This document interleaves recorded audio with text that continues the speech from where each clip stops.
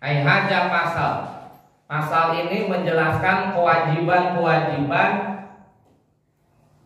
pada saat sujud sholat. Jadi ini wajib nih pada saat sujud sholat. Ini mesti dilakukan, jangan ditinggalin. Surutus sujudi, syarat-syarat sujud. Sab'atun, ada 7. Jadi sujud itu punya syarat. Syaratnya ada 7.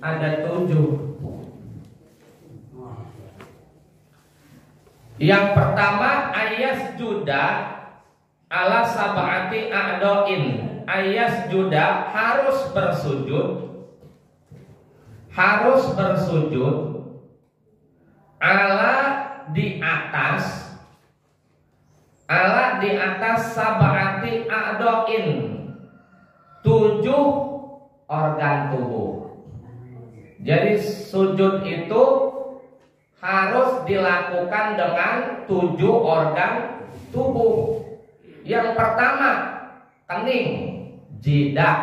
Nah, ini nih dia. Maka sholat laki-laki, perempuan harus diangkat dikit, paling enggak sampai di tempat tumbuh rambut yang paling pinggir, baik udang-udangnya maupun pecinya. Ini anggota sujud nih dia.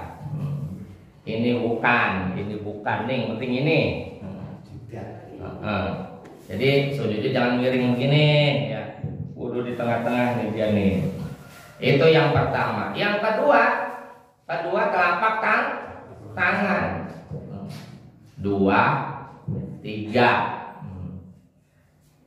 Yang keempat dan kelima, kedua lutut nih, dengkul. Yang keenam dan ketujuh, ujung-ujung jari kaki. Maka ketika sujud, ujung-ujung kedua kaki kita begitu diriin, jangan direbahin begini, diriin. Nah kalau sujud yang kakinya direbahin salah. Dia tidak memenuhi syarat sujudnya, gitu.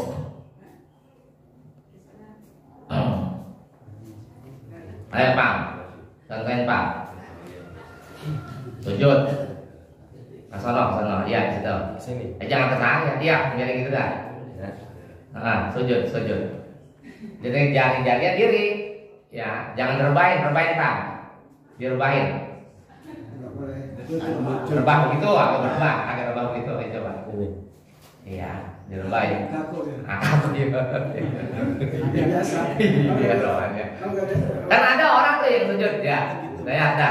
Nah, itu loh. Ada orang yang seneng gitu kakinya, itu nggak memenuhi syarat itu. Kalau lagi sujud begini mah kaki didiriin pasti bisa, jarinya gitu. Iya. Kalau sujud begitu jarinya. Juga bang gini. Iya. Jangan juga rapet, biasa, normal begitu. Itu begitu tuh sujud. Karena syarat ujung-ujung jari kaki. Kalau direbahin, direbahin. Nah itu tidak memenuhi syarat sujud. Paham ya? Yang udah berilmu, sujudnya jangan begitu. Kalau begitu berarti belum ngaji. Biarin aja. Kalau hidung enggak ya Pak Ustaz, yang penting ini ya. Iya. Hidung tak sunnah. Ya, hidung nempel sunnah. Yang penting ini. Terus posisi tangan, mohon maaf Pak Ustaz. Kan ada itu yang kayak jepit begini. Terus ada yang began itu tuh 5-5-nya begini, tapi ada yang merapatkan begini, yang benar yang mana? Iya. Yang agak begini tuh dirapat ya. Ini Pak Prapto. Tuh. Sejajar bahu. Iya tuh, gitu tuh. Iya. Berarti. Ini diangkat nih. Enggak kan posisi telapak tangannya. Iya. Dirapatin. Karena ada yang membuka begini ya. Iya. Ada yang begini. Nah itu mah apalagi begitu. Ya memang ada. Berarti suka perhatiin juga. Karena kadang-kadang di depan kita ya. Iya. Jadi hati kita ngomong orang sujud. Pas lihat. Iya.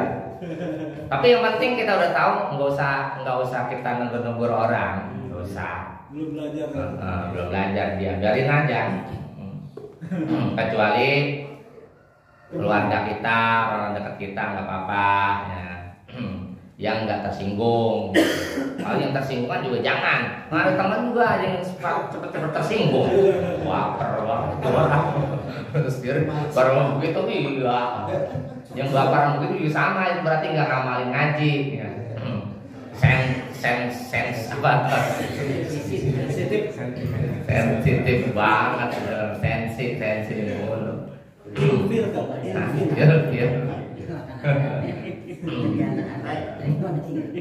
kaki jarinya itu harus semua atau ya kita berusaha diri. Kayak kalau ini nggak kena dan cuma gitu ya, berusaha diri aja. Iya. Kan mau antara kelingking sama ini panjangan yang ini dari masuk dari tengah iya. Jempol mau kelingking jempol lagi. Ikutin lagi saya semua. Iya. Yang kita berusaha begitu dah. Ya itu asal janjian itu bisa. Yang penting jangan sengaja derbahin. Kalau derbahin tidak memenuhi syarat. Dan ditekan dia. Itu yang pertama ya. Kemudian yang kedua, wa antakuna jabhatuhu. Kondisi kening jidat, kondisi kening jidat nih maksupatan, terbuka. Tidak boleh ada yang menutupi. Ketika sujud kening harus terbuka begini, maka ini harus diangkat dikit. Kalau begini ya keningnya ketutup. Enggak mau disyarat sujud. Kalau nggak mau syarat sujud berarti sujudnya sah nggak? Tidak. Ini mah buat kita rapi-rapian kondangan, ngaji begini. Yang ngaji kalau begini bergerah ya kita angkat dikit, digerah nanti gitu. Ya kalau sholatnya begini bukan gerah, ini sholatnya harus diangkat dikit supaya kena. Ya kalau kita begini kagak kena. Ini jadi ini nih, ya ini ya. Jadi peci yang, ya gitu. Jadi memang kudu terbuka. Kalau misalnya kalau ujur misalnya ada rambut tumbuh di sini, kan ada orang rambut tumbuh sini ya, dia di kening. Dia kata ini malah karena ujur, rambut itu tumbuh sini, agak apa-apa. Iya, tompel hitam kan suka rambutnya, nggak apa-apa berarti. Itu mau ujur kalau bisa udah gitu. Biarin itu mau udah gitu. Atau di sini luka, kemudian kita pakai apa namanya? Perban atau obat yang kecil. Ya, saplas gitu. Dan itu kalau kita buka sakit sujudnya nggak apa-apa. Jadi sujudnya pakai perban, pakai hansaplas gitu, plester nggak apa-apa karena ujur banget dengan syarat pakai perbannya, maka plesternya habis wudhu. Jadi habis kena luka nih ya kita wudhu aja dulu ya, habis itu baru diperbanin. Kalau makainya habis wudhu sholat kagak diulang. Tapi kalau makainya nggak wudhu dulu dan kita nggak punya air wudhu, nanti sholatnya pada dikodokin. Sebanyak kita sholat masih pakai perban plester. Ya seminggu nanti berat. Gitu caranya Bang. Ya, ambil aman, wudhu dulu. Haji ya, wudhu dulu aman kita enak gitu. Perih nggak apa-apa. Itu pertama doang. Udah selanjutnya udah enggak. Ya. Kita kan selanjutnya bisa ini pakai tayamum gitu kan. Kondisinya ini gitu aja udah. Syaratnya begitu doang. Kalau nutupnya nggak pakai air wudhu, ngulang sholatnya. Kalau nutupnya punya air wudhu, aman. Itu ya, itu namanya kondisinya ujur. Itu mah nggak ngapa-ngapa. Kemudian yang ketiga, syaratnya wa tahammulu bi ra'sihi, menekan kepalanya. Wa tahammulu dan menekan bi ra'sihi, kepalanya. Jadi kepala ditekan. Apa yang ditekan? Nih pusatnya di sini, di kening, di dahi. Nekannya ya nggak usah terlalu tekan banget. Gitu. Yang penting ada posisi kita beratin nih, ya di sini, ya. Ini bukan di tangan, tangan rumah kita kenduk, kita kita beratin juga, bukan di sini. Jadi pusatnya di kening. Karena ada yang kita sujudnya kita biasa aja tuh nggak ketekan, berasa tuh berarti nggak ditekan tuh. Kalau di sholat agak ditekan keningnya, gitu. Itu begitu syaratnya. Jadi ada penekanan di kening, di dahi, kepala.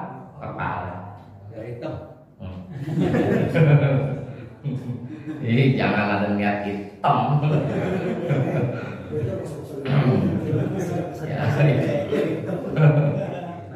Ya, gitu ya. Jadi nekannya bukan sampai full. Yang penting ada pemberatan di titik pusat di kening. Kemudian yang keempat, wa adamul huwiyyi li ghairihi, wa adamul huwiyyi, dan tidak menurunkan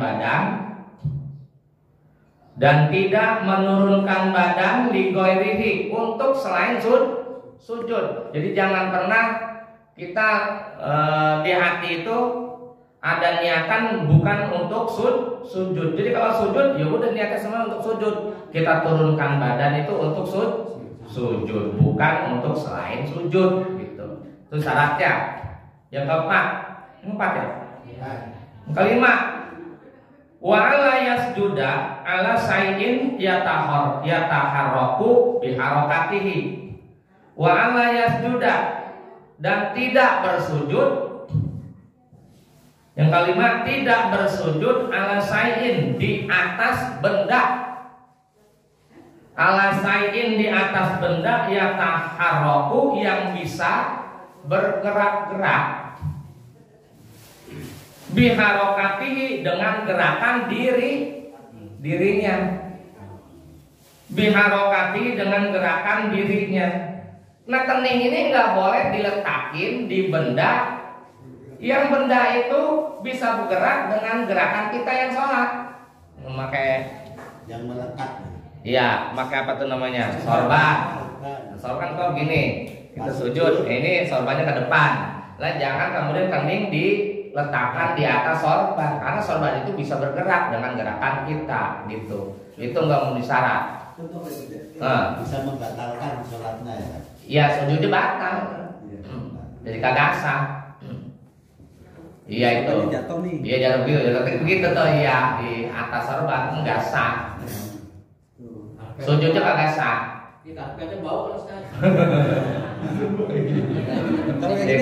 Kalau serbannya diletakin di bawah aman, dia mah nggak ikut ke badan. Pokoknya apapun benda yang ikut di badan kita, jangan.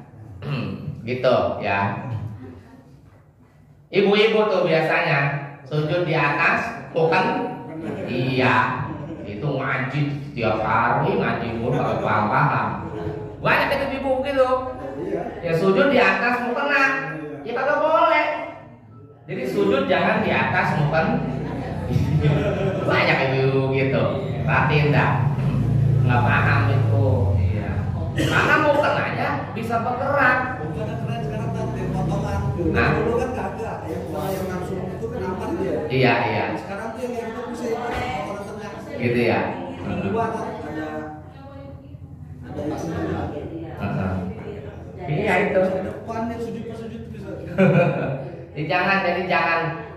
Jangan meletakkan dahi kita di atas benda yang bendanya itu bersambung dengan badan kita. Sebab kalau kita bergerak pasti bergerak dia. Paham ya? Iya, jangan itu baru diomongin. Karena mau kena bergerak. Iya. Lah mau kena bergerak, nggak sah. Jadi mulai sekarang jangan di atas mukena sujud. Harus di lantai. Harus di sajadah. Gitu. Jangan di atas mukena, di atas sejadah atau di atas lantai. Iya. Emang mukena kadang-kadang udah jolor ke depan baik. Iya. Makanya sekarang disiasati apa, jangan sampai mukanya melonjor ke depan begitu. Karena zaman dulu dia aman deh. Bukan zaman dulu yang satuan dari atas yang potong-potongan. Iya sebenarnya ya. Ini aman ya. Aman itu udah. Itu syarat ya. Dikasih tahu dah tuh istri. Ini nyampe gini boleh kali ya? Biar ini nggak nempel ke sini. Iya nggak boleh. Iya boleh. Orang laki aja mau turun sujud Allahu Akbar ini yang pakai gamis atau ini kita gini dikit gitu. Kalau enggak kan kadang-kadang udah nyerempet gitu iya. Buat duduknya susah gitu iya. Gitu akan itu ya. Enggak apa-apa. Jadi disiasati supaya kita nyaman sholatnya. Enak jangan sampai sujud itu. Tapi kalau ada sorban panjang banget, sorbannya panjang banget, sampai nyengser, kaki, nyengser nih, kita sholat di sorban ke kaki, gini. Ketika dia gerak, yang nyengser itu nggak bergerak, itu nggak apa-apa, paham? Ini kayak kali begitu, pamer banget tuh pamer sorban, itu tapi sombong banget. Kali ada sorban sampai nyengser begitu, nyengsernya panjang banget ya. Kita bergerak, sujud mau berdiri, ini mah tetap di sini baik nggak bergerak, itu nggak ngapa-ngapa. Kalau terjadi kasus begitu, punya sorban panjang banget. Iya tenda gitu. Rompe-rompe tenda itu mah. Iya. Ya sama juga ibu-ibu kalau mau kenanya bener-bener nih yang kena di badan nyengser banget dan ketika bergerak yang di nyengser ini nggak bergerak itu nggak apa-apa bang. Tapi kalau ada yang begitu mah, nah ini cuma ilmu doang. Pada zaman dulu kayak gitu aman. Gitu ya. Bawahnya panjang. Ini panjang tuh nyengser. Itu aman tuh malah. Jadi kayak film kayak film apa tuh? Ada tuh saya lihat film tuh. Lagi sholat perempuan itunya panjang banget nyengser kayak pengantin itu. Itu yang apa yang utama jangan jidat ya. Iya, ini kalau tangan nggak apa-apa ya. Iya. Kalau misalnya ini yang kayak gini-gini tadi, pas sujud kan jatuh yang nggak boleh kan jidat. Iya. Tapi misalnya ngenain tangan. Enggak apa-apa. Iya. Kalau lutut juga nggak apa-apa. Iya nggak apa-apa, lutut memang bisa kita buka seperti ini. Lutut di tutup, nggak apa-apa. Yang penting ini fokusnya. Yang keenam, wartifa'u mengangkat asa pilihi anggota badan yang di bawah ala a'alihi berada di atas anggota badan yang atas. Berada di atas anggota badan yang atas. Kan apa namanya, pantat ada di bawah kepala ya. Maka nanti ketika sujud kepala di bawah, pantat ditarik ke atas begitu. Jangan disamain begitu.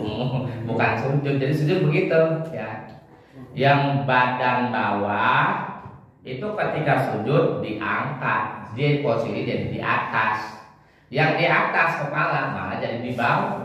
Di bawah jadi begini posisinya begitu. Jangan begini sama. Itu sujud malas-malasan dulu gitu. Ada kan ngantuk gitu kan ya. Lagi sholat tarawih langsung lama.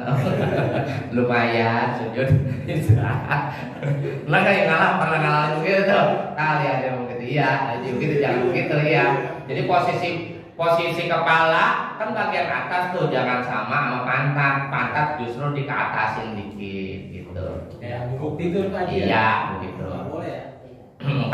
Kayak anjing tidur jangan begitu sama posisinya. Itu malah haram. Jadi kan ada posisi sujud dianggap seperti anjing gitu, haram. Ya. Ya. Ya itu tuh kayak anjing tuh haram ya.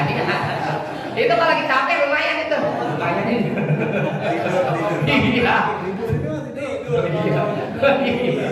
Iya. Suka nih capek banget orang itu. Lumayan lagi sujud gitu ya Bang benar. Jadi harus diangkat ya, kita sujud yang normal kan, sujud normal gitu pantat agak dapat pada gitu ya. Suka aja gitu ya. Kadang lagi sholat taraweh lama banget tuh, lumayan sujudnya. Apalagi sujud yang lama tuh, yang mikir lama tuh lumayan. Udah capek gitu sujudnya. Iya, lagi capek orang sekarang suka gitu emang. Jangan tuh kayak anjing. Diharamin. Mau nanya nih kalau perempuan ya, apa begini ngepet dalam kita apa begini sih yang Perempuan ngepit. ngepet? Iya, beda dia. Itu pertanyaan. Iya, supaya gunung kembar ini gitu, kekepit. Ya, itu deh. Jadi dia perempuan mah agak begini. Iya. Oh, begini. Kita dipraktekin udah nih. Iya. Agak perempuan mah. Rapat. Ah, Nih.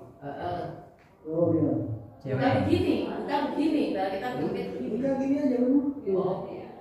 Oh, Ya, segini agak dirapetin. Rapat semua. Ini rapat. Ini dirapetin, agak dirapetin gitu. Iya. Nah, jalan dari donasi kartu itu ini dalam kita ngepet gitu. Ininya keteknya dari Nih keteknya nih, terutama gini. Iya, ini supaya olahraga juga itu kan, olahraga sambil sholat. Jadi bagus ntar dia. Iya, nggak ngawer-ngawer. Iya, gitu. Jadi kalau laki-laki agak diiniin supaya dadanya uratnya gitu. Kalau perempuan begini, kalau perempuan setiap saat begini, ntar jelek-jelek deh, ngawer-ngawer jatuh ya. Apalagi jarang pakai itu. Iya. Enggak, pernah dulu ngajarin begitu. Iya. Waktu kecil gitu ya sampai tua pakai. Iya. Itu saya. Nggak apa-apa yang udah berusaha rapat, emang rapat ya mah. Itu ya. Terakhir yang ketujuh watomak nina tupihi tomak nina dalam sujud. Jadi kalau di sujud tenang, ada tomak ninanya. Ya makanya kita baca subhana rabbiyal a'la wa bihamdi paling sedikit sekali, paling yang normal 3, kalau lebihin 5 boleh, 7 boleh, ya. Sampai berapa waktu itu? Sampai 11 subhanallah sampai 11 pun nggak apa-apa. Ya kalau di Masjid Nabawi itu sujudnya lama, ya udah kita sampaikan, jangan pada bingung. Udah selesai, lama-lama juga. Jadi tiba-tiba ngomong begitu hati, dia lama-lama sih mah begitu, ya udah baca. Subhanallah kali kita aja nanti. Itu ya diem saya. Iya, berangkat umroh sama haji, begitu agak lamaan dia sujudnya. Terus ruku agak lamaan, sama ruku juga, ya sampai 11 dibacanya, begitu ya. Jadi jangan heran. Kalau sini kelamaan jangan, pada ngamuk jamaah. Kerja Lama banget, sujud ruku aja juga. Jangan dipakai. Yang 3 sini mah. Kalau sono emang tujuan orang pada ibadah begitu. Jadi ajak lama ya suka-suka aja yang tujuan ibadah. Nah, orang tujuan ibadah mungkin senang lama. Kalau cepat-cepat malah heran. Wallahu a'lam bishawab. Mudah-mudahan bermanfaat bagi kita. Bahas amin ya rabbal alamin.